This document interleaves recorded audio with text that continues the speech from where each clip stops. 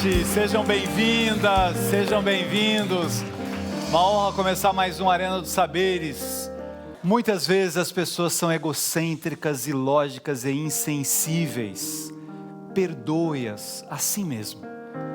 Se você é um vencedor, terá alguns falsos amigos e alguns inimigos verdadeiros.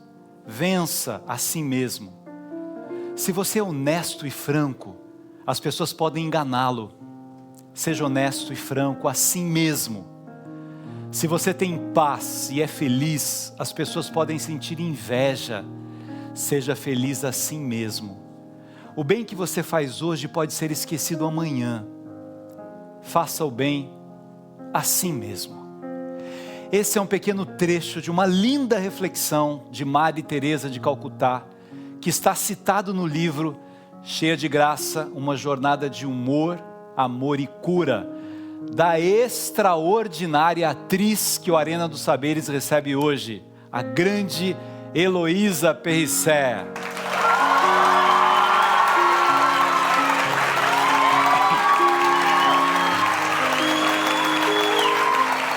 E o terceiro sinal, que é aquele sinal em que a gente traz um espetáculo musical para que você conheça mais, ou uma peça de teatro.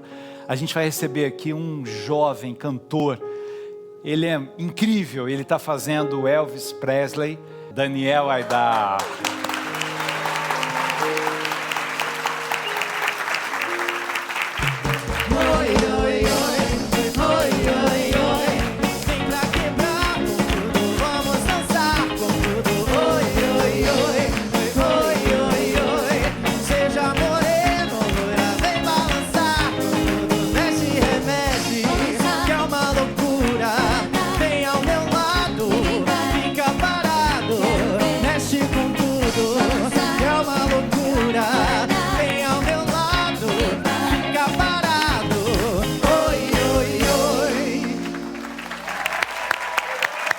Essa é a nossa banda, André Poiá, Eduardo Simões e Beto Bonfim. Vamos aplaudir aqui.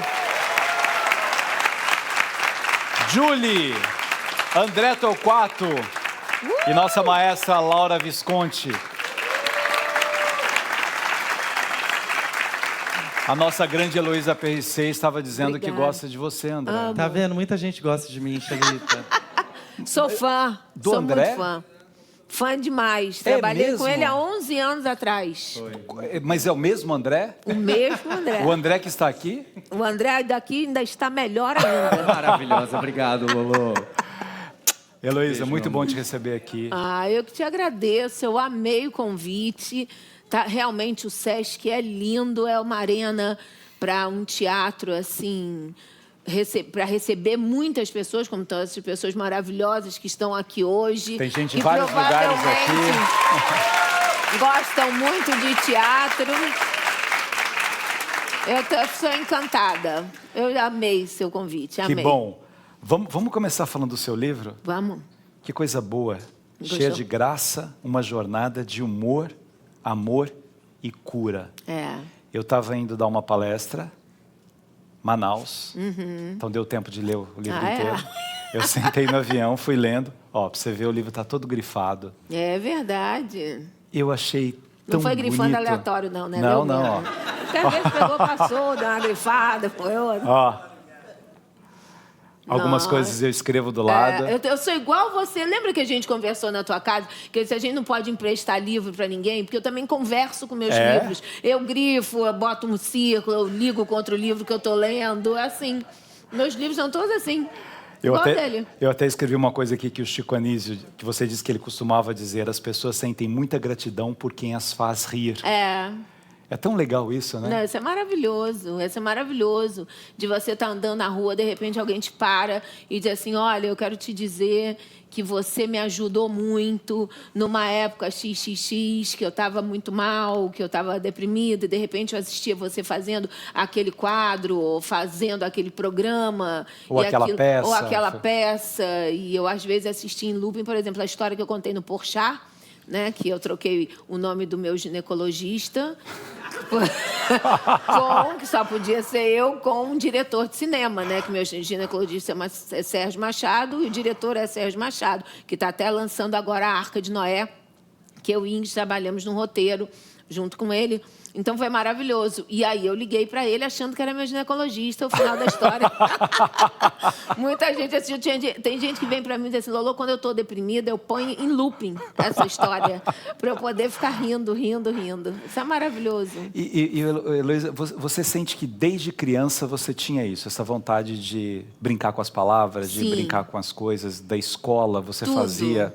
Eu inventava história para as minhas amigas. Elas ficavam sentadas em roda, aí eu dizia assim, sei lá, Clarissa saiu num cruzeiro para Grécia, e não sei quem começava a inventar a história de Clarissa lá, e contava o começo, meio fim, aí daqui quando acabava, agora conta a minha, aí eu contava de fulano, contava de outro. E inventando. Inventando. Sconi sempre falou para mim, Lolo, você é uma grande contadora de história. Eu adoro realmente contar história, amo. Agora, para você contar todas essas histórias, você tinha repertório. Da onde vem esse repertório? As pessoas na sua casa te contavam muita história ou você já lia muito quando era criança? Eu lia, e eu sempre fui uma criança assim, muito sonhadora, muito criativa, sabe? Então, por exemplo, a escola, para mim, foi um problema. Porque eu não sou uma pessoa acadêmica, eu sou interessada no que me interessa, entende? Esse tipo de gente. Pois é, uma aluna. Eu não era... Que não para quieta, né? Que não parava quieta. O professor estava dando aula, eu ia lá, apagava. Falava, agora eu não quero mais aula. Até que um dia ele me expulsou da sala. Ele me adorava, os professores me adoravam. Mas eu era muito insubordinada porque eu não tinha paciência para aquilo. Para estar sentada numa cadeira o dia inteiro ouvindo uma pessoa... Tereré, tereré, tereré, tereré, tereré. Não, eu quero falar também.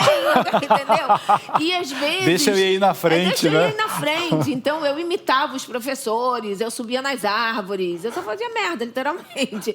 Mas nunca repeti de ano. Olha que curioso, nunca repeti de ano. Eu era aquela que aos 47 do segundo tempo eu entregava. Eu precisava de 8,4, eu tirava 8,4. Eu precisava de 2,1, era o que eu tirava também. Então, eu ia entregando o que eu tinha para poder me ver livre, entendeu? Mas, assim, eu era boa em redação, algumas matérias, mas, por exemplo, exatas, para mim, 2 mais 2, eu falava 9. E respondia segura, 9! Eu falava alto, porque eu nunca tive vergonha, não. Eu falava, mas era assim, e isso eu acho, inclusive, você que é essa pessoa maravilhosa, esse gênio, que eu sou sua fã demais, recebo suas crônicas, seus livros são lindos. Você começou a ler ali, eu já fiquei com o olho cheio d'água, emocionada, porque você tem uma coisa, você tem mesmo que ter um programa para todo mundo poder te assistir. Você sabe que, por exemplo, uma coisa que a gente teria que rever no mundo é essa forma de educar. De como você ajudar as pessoas a colocarem o talento que há nelas, entendeu? Porque se você for julgar o peixe pela capacidade que ele tem de subir uma montanha, ferrou. Agora, solta o peixe no mar, ele vai. Tem uma história de Chico, posso contar rapidinho? Claro. Chico chamou Newton Santos para jogar. Imagina, foi um grande jogador, né? E aí ele, claro, comeu os canis em campo, acabou com o Chico. Aí ele falou pro Chico, Chico, aí, hein? Tá vendo? Joguei muito, né? Destruí você em cena. Ele falou, é verdade, tem toda a razão. Ele falou, aí Chico Anísio falou, agora bora pro palco. Ali é o meu espaço, né? Exatamente. Vamos ver onde é que eu tô, né? É isso aí. Aliás, é interessante você falar que você não é uma acadêmica, porque você teve essas experiências na universidade e, de repente, quando você brilha na universidade mesmo, é quando você vai apresentar um trabalho na universidade, que as pessoas veem você falando. Quando você falava, aí sim você mostrava o que você veio fazer no mundo, né? Porque meu pai disse o seguinte, para meu pai, né, eu vim para o Rio porque eu saí da Bahia para ser atriz. Para isso. Esse foi o meu objetivo. Mas meu pai não reconhecia isso. Ele virou para mim e falou assim, olha, minha filha, para você ir para o Rio de Janeiro, você tem que estudar alguma coisa. Ele não considerava... Fazer uma faculdade. Uma faculdade. Ele não considerava que a arte cênica fosse uma faculdade. O que eu fiz? 2 vestibulares, um para administração de empresas, outro para psicologia. Eu até passei nos 2, só Deus sabe como. E aí, eu entrei na faculdade de administração, que tinha absolutamente nada a ver comigo, aquela coisa. Peguei 7 matérias, já tranquei 4 de cara. E essa que eu passei foi a única onde o professor sugeriu um trabalho onde o aluno ia na frente e falava. E aí eu fui falar o meu trabalho. No que eu fui falar o meu trabalho, virou o quê? Um stand-up. porque eu comecei a falar do trabalho e as pessoas começaram a rir. Mas as pessoas começaram a rir tanto, que começou a juntar gente de outras turmas. Pessoas, o que está acontecendo naquela turma ali? Começou a juntar gente. No final, estava uma plateia gigantesca, né? Todo mundo aplaudiu no final. Eu falei, alguém tem alguma pergunta? Aí o professor foi o único que levantou a mão. Eu falei, pode falar, o que você quer saber? Ele disse, minha filha, o que você está fazendo aqui se seu lugar é em cima de um palco? Aí eu disse, eu vou ligar para Salvador, se eu falar isso ao meu pai. Que é lá que eu quero ir, né? Que é lá que eu quero ir. Vamos ver um vídeo aqui.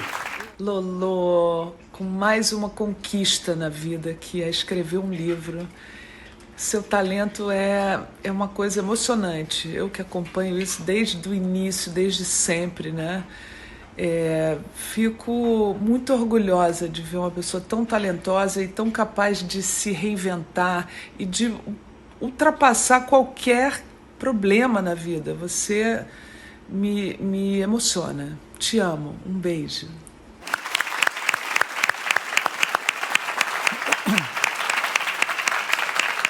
Olê, você sabe que para mim uma coisa muito marcante no seu livro é que assim, você tem muito humor, você é muito engraçada, você é gigante no palco, mas Obrigada. você também é autêntica e você é capaz de compartilhar os seus medos, as suas dores, as suas tristezas, a sua depressão. Faço questão, inclusive. Você faz questão disso. Quando você vai contando, né, os momentos da sua doença, tem alguns momentos que você até brinca com isso, né? A chance, né, de ser um maligno, né? Era 0 ponto não sei quanto. 0,0... a chance de ser maligno era de 1%. De dar metástase era de 0,03%. E deu. Eu caí nos dois. Aí você falou, então vou ganhar na Mega Sena. Eu digo, eu então sou uma pessoa muito especial. Eu com certeza não saio desse planeta sem ganhar na Mega Sena sozinha. Porque a probabilidade, eu trabalho com probabilidades onde, entendeu? Quase ninguém vai. Então você pega uma coisa que é uma dor, imagina você, né, preocupado com a sua vida, como mulher, como atriz, e de repente, no meio de uma dor tão grande, né, a força que você tem de enfrentar isso, de colocar, e a sua inteireza, né? Você fala que um dia você foi para fazer o tratamento, você estava indo, você ia alegre sempre, mas de repente um dia você foi de pijama. Está péssima e arrasada. Nesse dia. Arrasada. Era o jeito que você estava e você tinha que se mostrar daquele jeito, porque é assim que você se sentia naquele dia. Exatamente, né? Esse dia foi exatamente isso. Porque quando você está fazendo uma radioterapia, você não pode parar. Porque se você para, você anda para trás todas as casas que você andou para frente. Então, é um processo, foi a primeira vez que eu me lembro de uma forma tão contundente que a vida me deu um checkmate. Por isso que às vezes eu forço minhas filhas a passarem por situações que às vezes, não, você não quer, porque tem uma hora que a vida te dá um checkmate.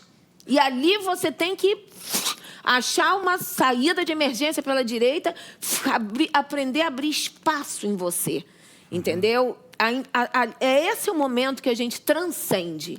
Esse é o momento que a gente vai para o sobrenatural, onde a sua força natural já não funciona. Você tem que acionar o sobrenatural. Você aciona a fé.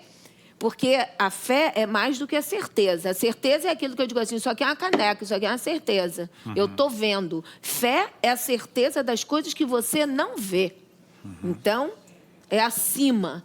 É um outro lugar que nós, seres humanos, ainda estamos tateando, né? Porque, na verdade, nós temos 5 sentidos conhecidos, né? Audição, visão, olfato, paladar e tato. E 5 sentidos para conhecer o universo, gente. A peninha da gente. Né? Peninha. Porque quantas coisas acontecem que a gente ainda não sabe acessar. É a palavra. E quando a gente passa por questões assim na vida, onde você é empurrado a acessar o sobrenatural, é quando você vai transcendendo. Então, nesse dia, eu disse, eu não vou. Aí minha amiga Lívia me chamou e disse assim, se você não for, você vai voltar a todas as casas que você andou. Pensa bem. Aí aquilo me veio uma raiva, me veio um ódio. Aí eu falei, eu não tenho escolha. Ela falou, você não tem escolha. Eu digo, eu não tenho escolha. Eu disse, então eu vou assim. Cabelo desse tamanho, de pijama, chinelo. Ela falou, vai como você quiser. Mas tem que ir. Eu disse, vamos embora. Aí eu fui assim. Cheguei no hospital, a atendente fofinha, oi, Lolo, tudo bem? Eu falei, não. Falou, não tá bem, não? Eu falei, não, hoje eu não tô bem. Aí ela falou, foi a rádio ou foi a químio? Eu falei, não sei, bebê, não deixou um bilhete. Eu já tava no ódio. Isso não interessa, né, gata? Esse pedaço do livro, eu lendo do avião, eu comecei a rir. Não deixou um bilhete. Não deixou um bilhete. E aí fui fazer a radioterapia. Nesse dia, eu falei assim, não é possível. Deus não me botou aqui à toa. À toa não foi. Eu já sei. Se você estuda a Cabala, né, Deus nos fez, né, a luz, né, a luz é um doador natural. E como não tinha para quem doar, ele criou os para quem doar, que somos nós. Por isso nós somos desejosos. Essa é a explicação, falando bem assim, toscamente aqui da Cabala, né? Assim, nós somos desejosos. Você vê que todos nós, seres humanos, somos desejosos, desejamos. Aí eu digo assim, aí eu pensei assim, Deus me fez aqui, me botou aqui para eu pedir. Para eu pedir. Eu vou tomar um raio agora, eu vou pedir uma coisa. Tipo os raios de Grayskull, pelos poderes de Grayskull, é isso aí. Eu vou pedir. E nesse momento, a máquina de radioterapia fez assim, ela faz um barulho assim, como se ela armava para poder dar o raio, né? Porque o raio é rápido e indolor. Quando a máquina fez... Eu falei, o raio vem aí, eu pensei, né? Você tem que pedir uma coisa rápida.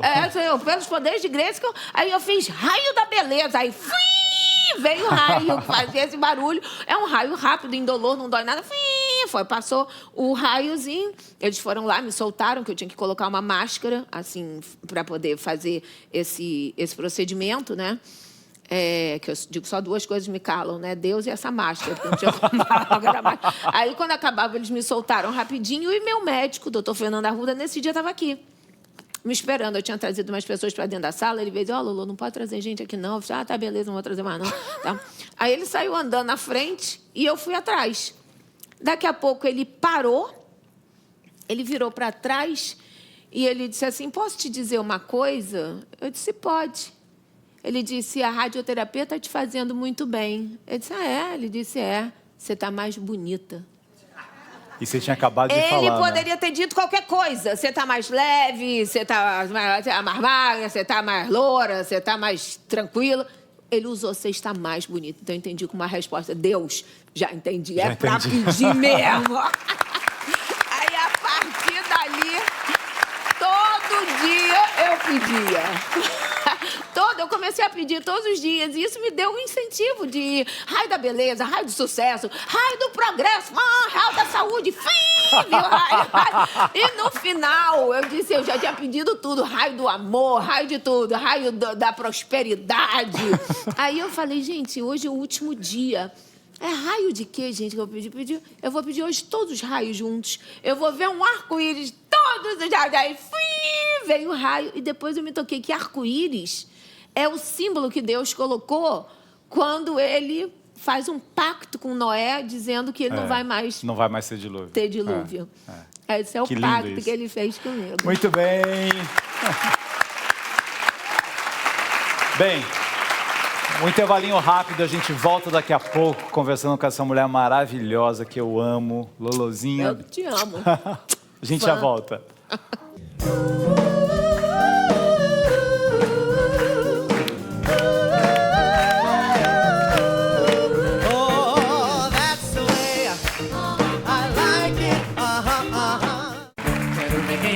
Resolver esse dilema, qual é a diferença da TV para o cinema? Na TV passa de tudo, de novela, futebol, tem programa todo dia, passa chuva, passa sol. A cinema ganha fácil, tem herói, cabra da peste, tem ET, tem tubarão, filmes de ação e faroeste.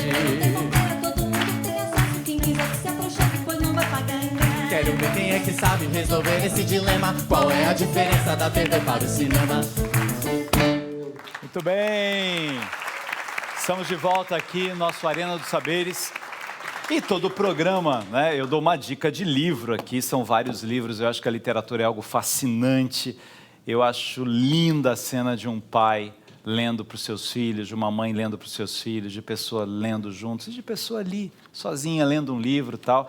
E não podia ser diferente, a dica de hoje é o livro dela, Heloísa PRC, Cheia de Graça, uma jornada de humor, amor e cura, editora best-seller. Tá aqui, vamos mostrar mais uma vez o livro. É um livro cheio de graça. É um livro que tem uma leveza, porque ela é leve e profunda ao mesmo tempo. É um livro legal porque, assim, ele fala de doença, ele fala do sofrimento, mas ele fala de histórias de amor. Ele fala de encontros e separações. É verdade. Ele fala de criação de personagens. Isso. Ele fala da falta de dinheiro, né, para pagar a conta, e de repente o dinheiro chegou. É verdade. Cócegas, aí começou a dar cócegas de todos os lados, chegou o dinheiro. A gente fez cócegas no Brasil inteiro. O Brasil inteiro a gente fez cócegas. Eu e Ingrid durante 11 anos. 11 anos. 11 anos. E dos dois lados, os amigos dos dois lados acharam que não ia dar certo, né? Sim, não. Eu brinco que tem uma lei matemática, embora eu não saiba muito de matemática, mas que mais com mais dá mais com menos dá menos. Menos com mais também dá menos. Agora, menos com menos dá mais. Dá mais, isso mesmo. Então, o Cócegas, ele tinha tanta chance de dar errado, tanta chance, tinha tudo para dar tão errado que ele deu certo. Você estava fazendo uma peça e o diretor falou que a gente espera o fracasso para voltar, né? Essa história é hilária, porque essa foi com o Luciano Zafira. Eu estava fazendo uma peça com o Luciano Zafira. Lu, te amo! E aí, ele mesmo... Vou falar mal de você agora, você não vai ser bem. Não, a gente morre de rir dessa história. Porque aí ele ficou naquela, será que vamos substituir Lolo? Porque era Boing Boing, a peça era um sucesso. E é um sucesso, inclusive, na França, né? Uma peça francesa. Vamos esperar Lolo? Não, vamos substituir. Lá pelas tantas, ele disse, Lolo, olha só, a gente resolveu, eu fazia aeromoça alemã. A gente resolveu te esperar. Porque não vai dar certo. A gente vai resolver te esperar, não vamos botar outra pessoa no seu lugar, mas eu preciso saber, você vai lá fazer sua pecinha e você fala, então, até quando você acha que vai esse fracasso? Durou 11 anos. E com a Ingrid aconteceu alguma coisa semelhante também? Foi, Ingrid foi chamada por Marcelo Faria, que é primo dela, né, para poder fazer a ama de Romeu e Julieta. E aí ela me falou isso, Ingrid dura igual coco, tendo que cortar a conta na casa para poder ganhar dinheiro para pagar. Aí ela falou, e eu fiquei muito nervosa, eu falei, Ingrid, vai, porque pelo menos é um dinheiro, essa peça vai fazer sucesso com atores conhecidos. Ela falou, ai, Lolo, mas aí a gente vai ter que parar nosso projeto mais uma vez. Eu falei, vai, Ingrid, vai. Aí ela pensou, disse, não. Lolo, eu vou apostar na gente. Eu não vou. Virou para Marcelo e falou, Marcelo ia dar 2% da bilheteria para ela. Aí falou, Marcelo, eu não vou fazer. Ele disse, você não vai fazer. Você não sabe ganhar dinheiro. Exatamente isso. Esse personagem é maravilhoso. A gente falou, não. Ele disse, poxa, Ingrid, você não sabe ganhar dinheiro. Imagina se soubesse. Imagina se soubesse. O que você acha que foi o sucesso de Cócegas? Cara, eu acho que foi a sinceridade. Foi a empatia que os quadros causaram nas pessoas, porque ali era ninguém mais, ninguém menos que eu e ela. A vida de vocês. Eu e Ingrid, era a gente, aquela professora de ginástica em 1, 2 e 3, aproveitando para vender a camiseta com a logomarca da academia. Era eu, um dia correndo de um dia para o outro. Ingrid fazendo, meu nome é Leandra Borges, eu tenho 17 anos, eu sou modelo, atriz, fotográfica. Que é a ditadura da beleza. Miss Mossoró, as cachorras, Marixon. Tudo isso é eu e ela. Né? E Pinto e Pinguim, que era o último quadro, que eu vinha vestida de pinto e ela de pinguim. Duas atrizes ferradas, com aquelas caras de pinto e pinguim, discutindo sobre a vida. Eu me separei. E ali eu bati o carro com aquele bico de pinguim. E era a gente. Então, eu estava outro dia até pensando sobre isso. Eu conversei no meu programa com ela, que eu estou com um programa com a Luísa, minha filha mais velha agora, Desencontro de Gerações. E eu recebi Ingrid e a mãe para a gente falar, né? E uma coisa que a gente falou é que o Cócegas, na realidade, ele seria um besterol, mas foi uma releitura do besterol. Uhum. Chico deu As Cachorras, que era um quadro que a Ingrid escreveu, porque ela saía muito na noite. Eu sempre fui casada, eu sou casadora, eu saio de um casamento entre outros. Mesmo quando você não quer, né? Quando você fala assim, não, agora não vou, já vou namorar. Casada, eu disse, vou dar uma galinhada, galinho, 22 anos com a pessoa. Eu não tenho essa alma de galinha, até queria ser.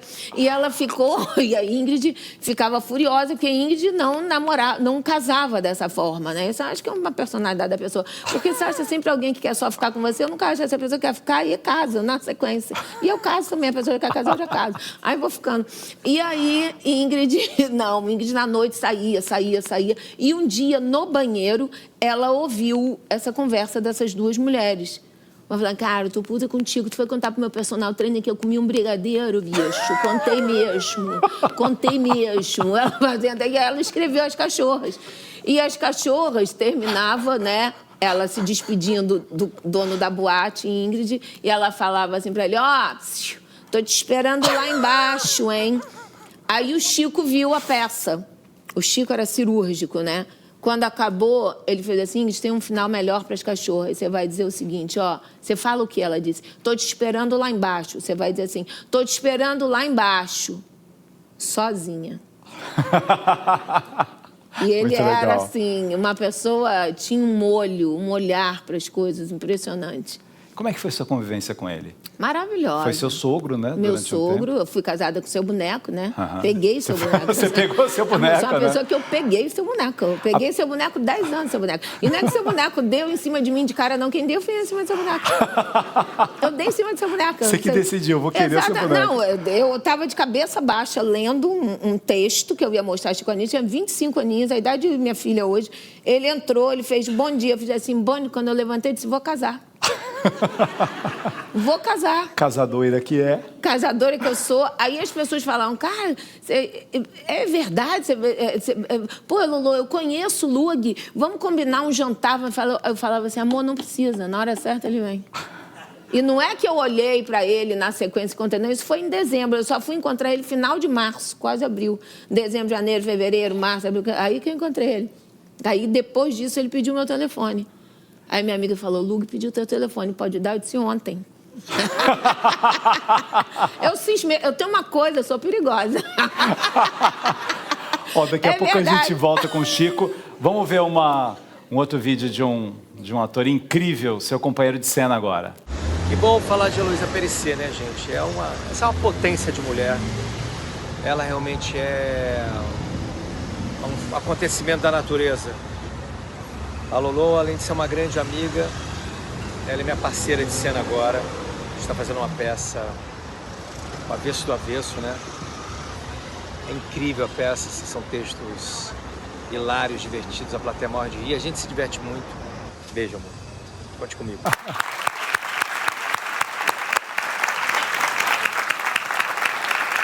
Cara do bem, né? Maravilhoso, um mega amigo, irmão.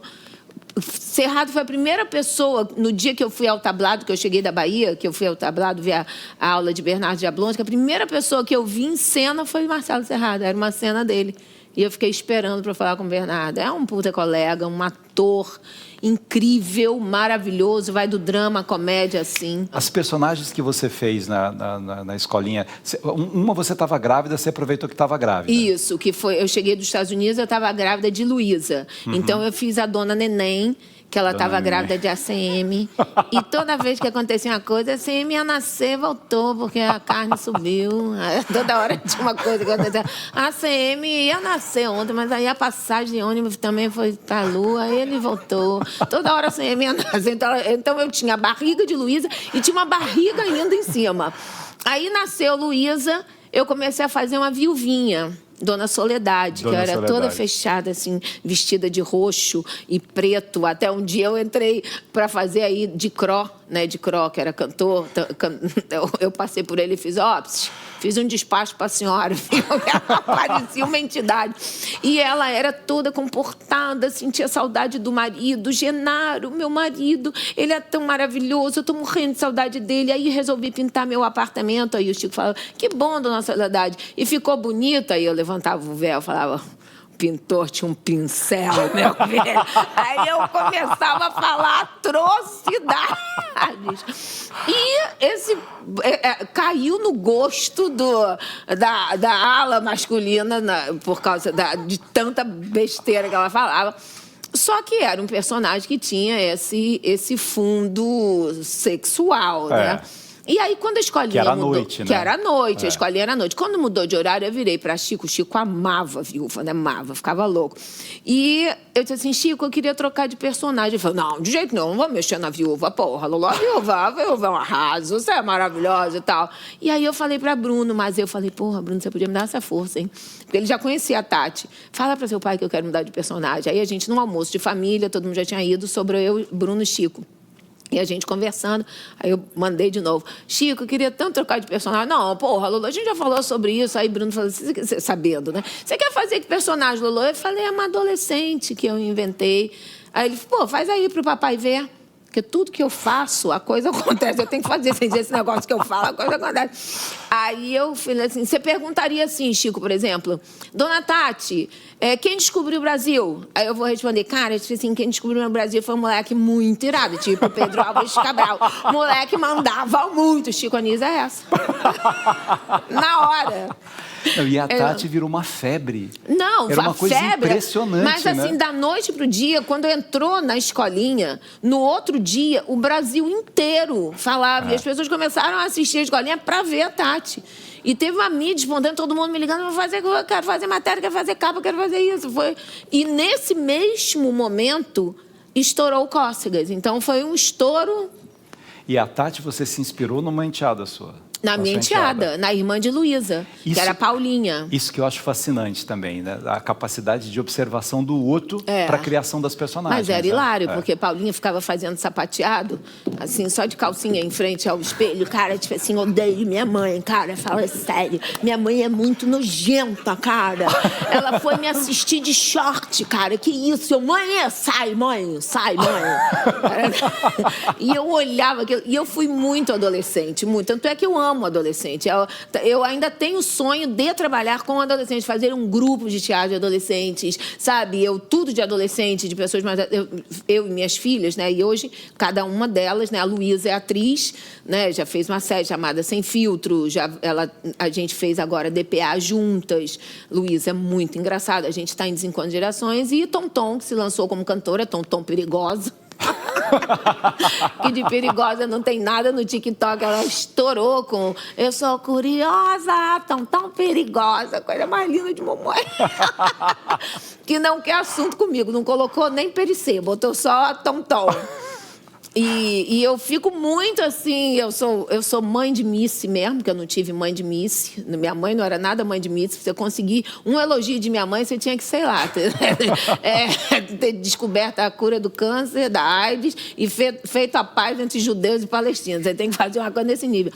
E elas, então, quando elas mostram alguma coisa pra mim, elas ficam até chateadas, né? Para, mãe, para de dizer que tá bom, para de rir, para...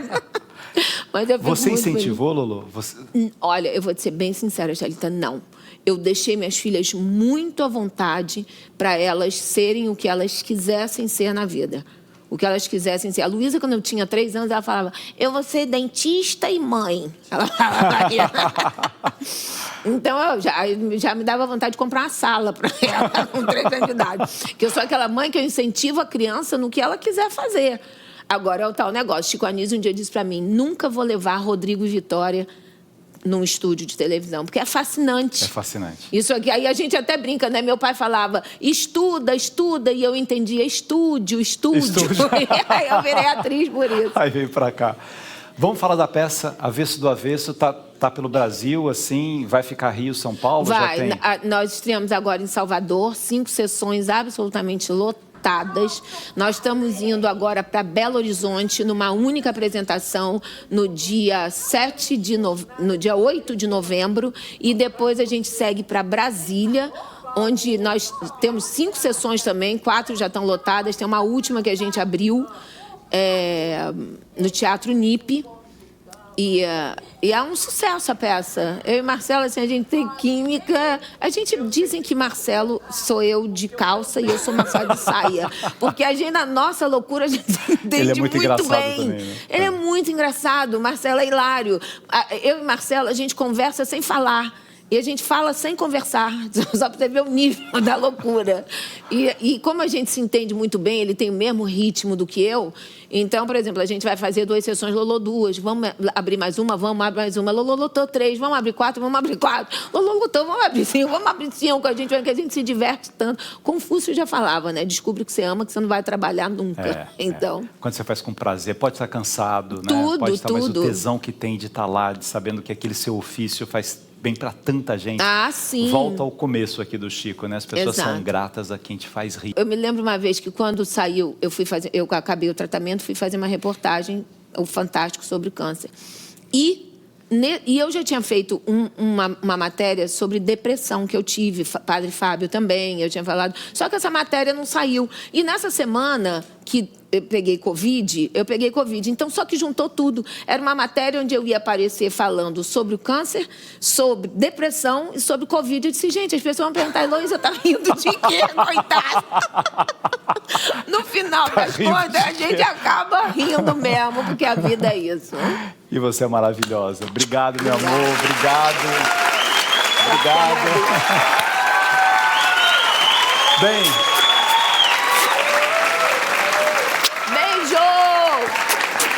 E daqui a pouco a gente volta com um cantor maravilhoso fazendo, não é o Elvis, André Torquato não é o Elvis, é o Daniel. Mas é tão bom quanto. É melhor do que o Elvis aqui com a gente. Fiquem ligados, rapidinho a gente já volta.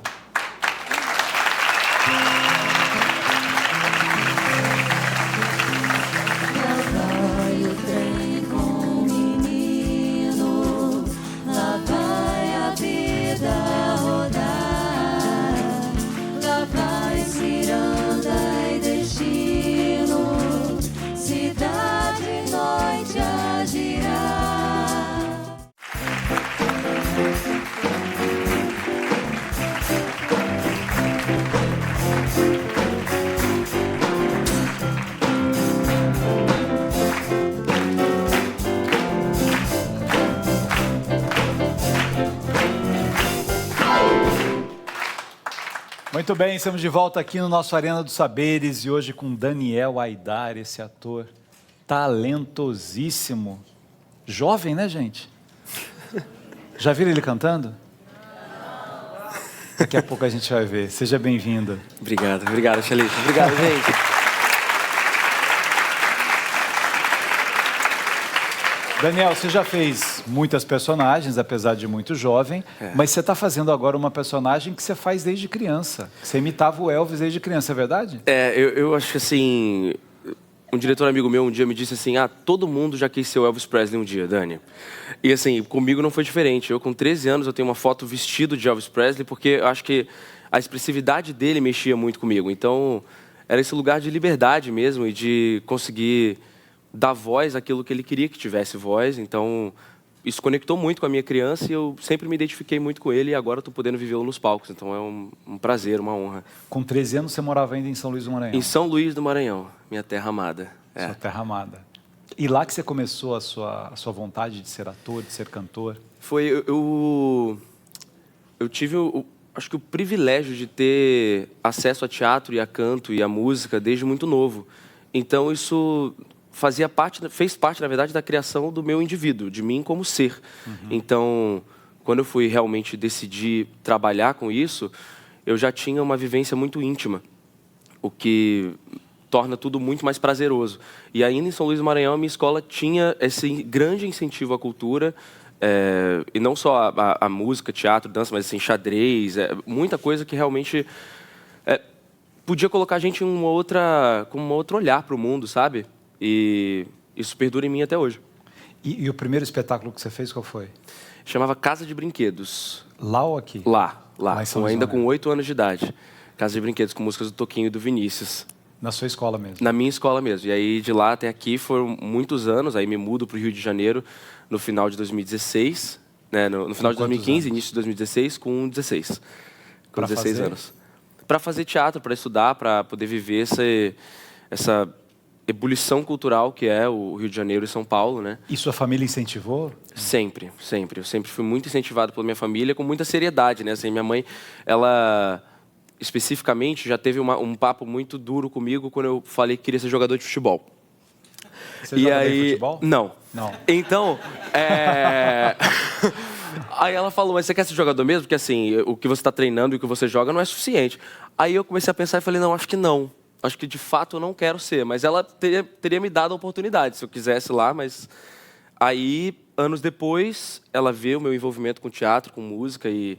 Falou, isso sim. E aí ela perguntou de novo, vem cá, você vai querer levar isso a sério? E aí, agora a resposta mudou. Então, sim, eu quis levar isso mais a sério e me debruçar sobre isso, que é o que eu faço nos últimos anos. Então, vamos ver que a mãe dele tinha razão. Canta pra gente agora. Well, it's 1 load of money, 2 load of sugar, 3 to get ready. Now go get going up the shoe.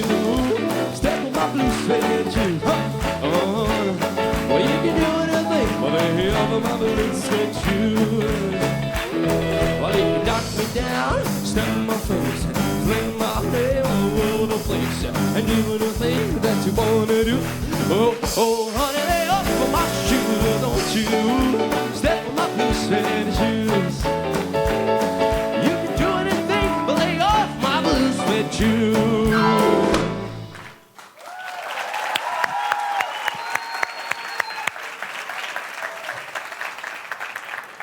Acho que a sua mãe tinha razão. Ah, obrigado.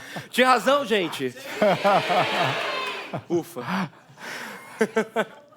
Agora, você antes de fazer Elvis, você fez o Luan Santana. Fiz o Luan Santana. E aí, Fiz o o que é Luan mais Santana. difícil? Ai, assim, os dois são uma grande responsabilidade, mas eu acho que o Elvis tem um peso e uma relevância histórica que o Luan está construindo o seu caminho ainda, né? Então, assim, foi um grande desafio viver o Luan, são músicas dificílimas, ele é um cantor, assim, muito experiente e com grandes sucessos também, então eu pude ter um carinho do público muito grande que eu tô revisitando agora no Elvis, porque o Elvis também tem fãs de todas as idades, de todas as gerações, as pessoas vão e ficam muito emocionadas com a figura que também já partiu. Então, tem um lugar que com o Luan eu não acessava, porque as pessoas ainda, que bom, não têm a saudade do Luan que elas têm do Elvis. Então é muito diferente, porque quando inicia o espetáculo, ver as caras das pessoas reconhecendo naquela imagem que sou eu, uma figura amada e admirada, é um sentimento muito único. Agora, você nasceu, o Elvis já tinha morrido. Sim. Então, como é que foi sua referência do Elvis? Quem que via Elvis na sua casa? Na verdade, era eu mesmo, assim. A minha família é muito musical, então eu sempre fui muito exposto a boa música, assim.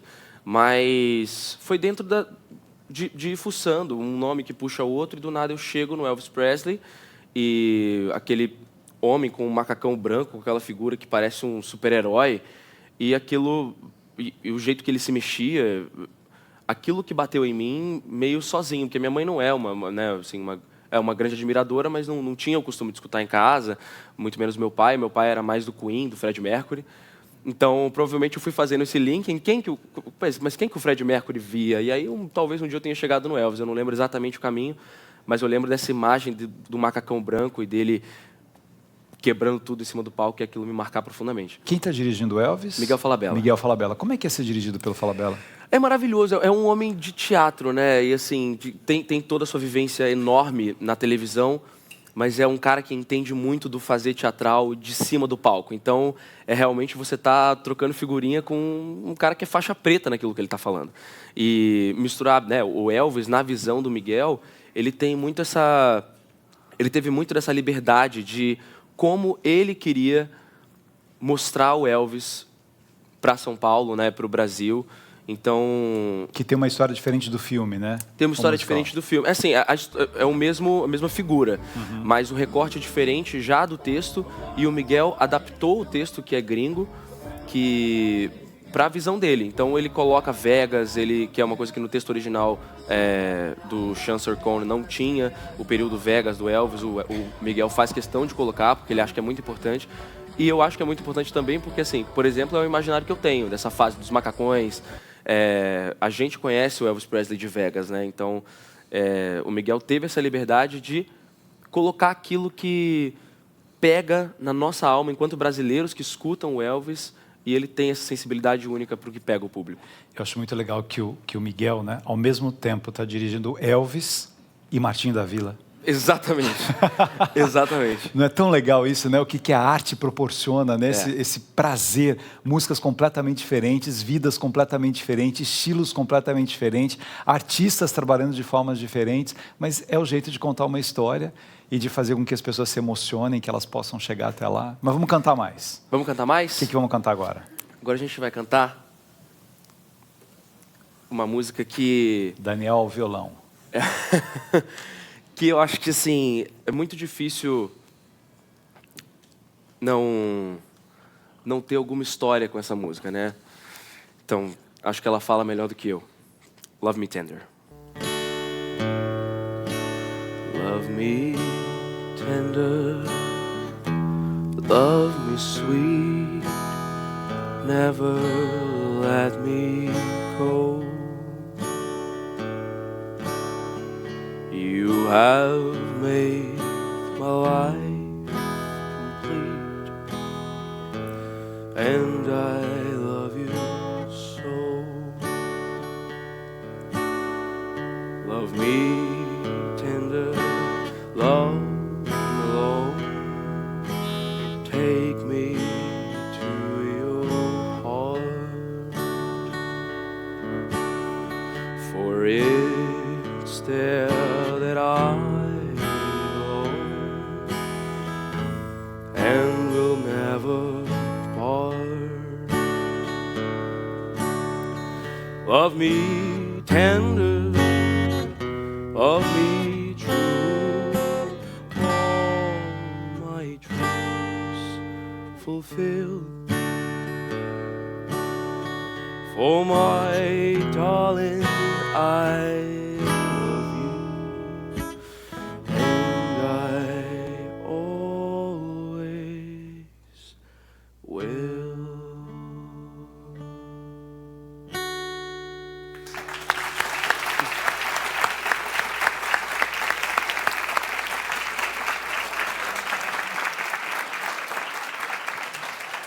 André Torquato, o que você sente quando você ouve essa Eu música? sou apaixonado pelo Daniel. Como eu não ficar apaixonado por esse moço cantando essa música? Que coisa mais linda. Ai, meu Deus do céu. Tô perguntando da música, não do Daniel. Uma coisa é uma coisa, A outra música eu achei coisa é mais outra uma brincadeira. coisa. O fato de você ser instrumentista também, isso ajuda na composição da personagem, né? Ah, completamente. Até porque se tratando do Elvis, que era um homem que tinha uma relação muito íntima com a música, era muito difícil. É muito difícil, não. É impossível você falar do Elvis sem falar da musicalidade dele, sem falar das referências que ele ouvia, porque é um homem que, por causa, né, assim, de um preconceito gigantesco, a gente estava vivendo a época da segregação nos Estados Unidos, ele cantava música essencialmente preta, que era o que ele escutava quando novo. Então, assim, é parte dele, e foi por isso que ele foi a revolução que foi, porque ele cantava uma música que não tinha como acessar a grande massa por conta de uma barreira racial. Você fez Dom? Foi. E Dom. aí? Gabriel Leone? Nossa, assim, fazer Dom foi uma coisa de maluco, não fazendo alusão às drogas que a série aborda, mas foi justamente uma pesquisa em torno de uma outra vivência, né? Um personagem que me cobrou não só um envolvimento com drogas, né? Que é o que a série aborda, e meu personagem ele sofre de ser adicto, mas também do universo político que o meu personagem ele está inserido, né? O Nozinho está entrando na sua vida pública para ser vereador e entrando na trajetória do Flávio Tolenzani, que faz o pai do Gabriel Leone, né? O pai do Dom. Que é um policial. Que é um policial. Então, assim, ele está indo atrás e aí ele chega ali no sertão pernambucano e dá de cara com essa família que ele não entende de cara, que é o meu pai, que é já candidato a prefeito na sua enésima reeleição, e o Nozinho, que sou eu, entrando na vida pública. E aí ele vê justamente nessa questão das drogas, que era um problema que o Gabriel não, pelo amor de Deus, o Dom tinha, e o Nozinho também, para poder entrar e investigar a gente a fundo. Então, assim, como que a gente consegue ver as camadas de uma questão que, a princípio, temos Pedro Dom, que é um criminoso que tem problemas com drogas, e quanto que isso não se desmembra até chegar no sertão pernambucano. E a segunda temporada, que é a temporada que eu participo, também vai para a Amazônia, faz um passeio justamente por todas essas camadas que esse mal causa no nosso país. E é interessante porque o Dom pega muito isso, né? As angústias de um pai. Teve uma polêmica depois da família, cada um dizendo uma coisa, mas assim, tirando o real e o ficcional, a angústia de um pai vendo o seu filho se perdendo, né? Não adiantava o dinheiro que ele tinha, a beleza que ele tinha, as condições que ele tinha, as possibilidades que ele tinha, como aquilo estava impedindo ele da própria vida, né? do ser. Né? E isso também acho que foi o que apaixonou o Breno Silveira, que é diretor da série, que Deus o tenha, porque o Breno sempre toda a sua filmografia é muito em torno disso, de questões emocionalmente muito densas. Então, eu tenho certeza que o fato de ter esse drama entre um pai que quer salvar um filho e um filho que está realmente tendo sua vida impedida de acontecer, eu acho que isso foi o cerne que pegou. O filho não queira, né? Isso é tão importante que às vezes tem famílias que têm filhos, né, que estão sofrendo com vícios, que estão adoecidos, tal. Fala assim, pô, mas ele não tem força de vontade, ele não quer, tal. Não é tão simples assim, né? Não é mesmo. Cada história é uma história, cada dor é uma dor. Então você precisa ter uma compreensão do que levou até aquele ponto e que caminhos, né, podem serem desenvolvidos para ajudar a pessoa a se desenvolver, que não é simples, né? E acho que a série também vem muito nesse lugar que você vê um pai tentando realmente ajudar o filho, mas errando muito. Errando muito, tentando. E o desejo dele é que o filho saia disso. Claro que a vontade é muito positiva, mas nós, seres humanos, erramos atropeladamente. Então, assim, é muito interessante porque não coloca também nesse lugar idealizado de um pai que quer vir salvar e vai acertar sempre. Ele erra muito, e o Pedro Dom erra muito, e eu acho que é disso que...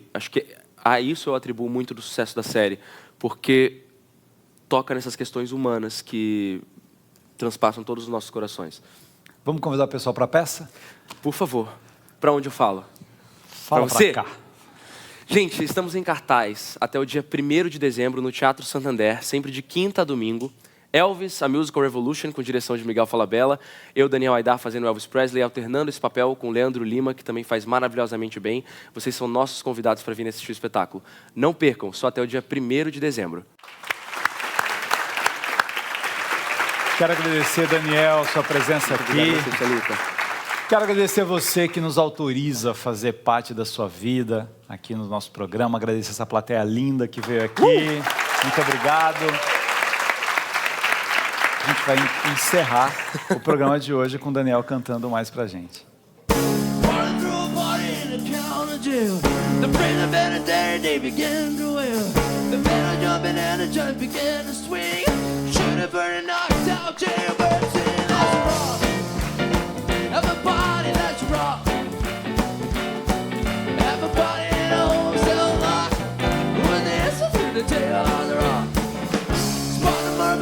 Tenor saxophone, the little drum is blowing on his light trombone. The drummer both from Illinois and crash boom bang. The whole rhythm such was the purple gang. Let's rock.